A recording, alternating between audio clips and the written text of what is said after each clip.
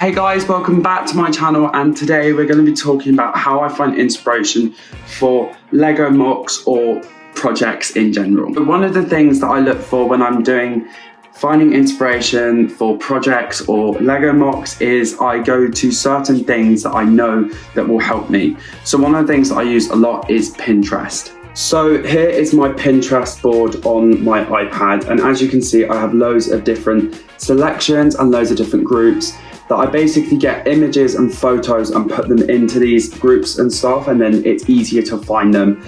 And sometimes the groups will lead on to other things, which is really good, and there are also loads of photos. It's a really good place to find inspiration for artwork and especially Lego MOOCs as well. So I thought I could just go in a bit more into that thing about what it looks like. So this is an example of one of my Pinterest boards for journaling, and as you can see there's quite a lot of inspiration on there. There's pages that are inspiration, there's like notes on how to do it, there's also different sections. And then I've got subcategories as well, which are for the different countries that I went to. And so it's easier to find, when I start doing my journaling, it's easier to find certain photos and stuff that are going to go with the country. So the next item that I use a lot for my inspiration is comic books. This is of course the Last of Us comic book, American Dream. So when I was especially doing my Last of Us MOOC, when I was planning it, I was using this as actually a main inspiration. I think comic books are actually really good for inspiration for anything, especially also on my Spider-Man paintings. Most of my paintings that I did or other stuff that I was doing during the summer holidays or anything like that, I was actually using for inspiration on this. I also use this as for films and stuff like that. I 100% use comic books for films. That is one of the things that I love using. So I highly recommend using comic books. Okay, so the next one that I use is this, which is of course the Lego book. I have loads of Lego books at home and also in my room at uni. And I go through these and look for especially inspiration for Lego MOOCs. That's what I basically use the most, and see what sets have come out and also what lines there have been. And if I haven't had a look or haven't had a go at certain sets in that line, then I will definitely go into this.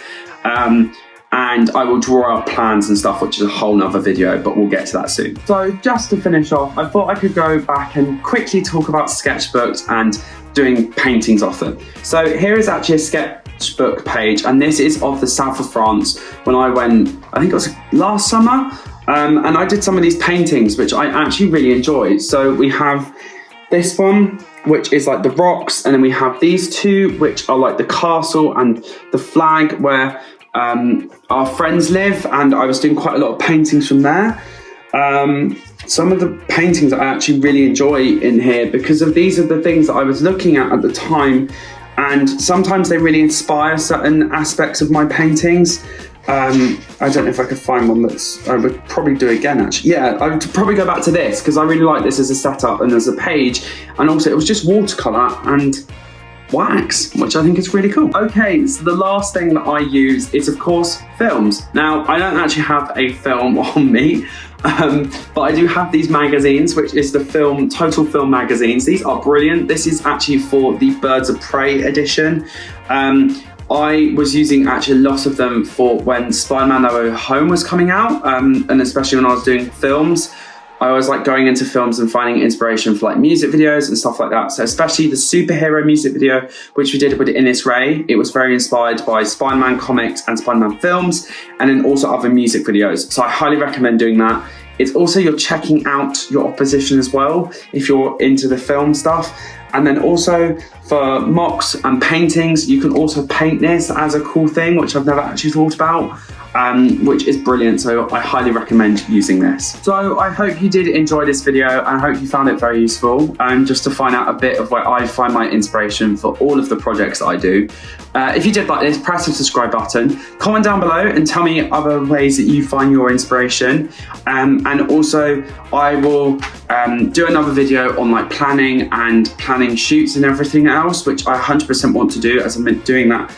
We'll be doing that soon for university. So I'm very excited to that. Share this with your friends so they can find out other ways that they can find inspiration, and I'll see you in the next video. Bye!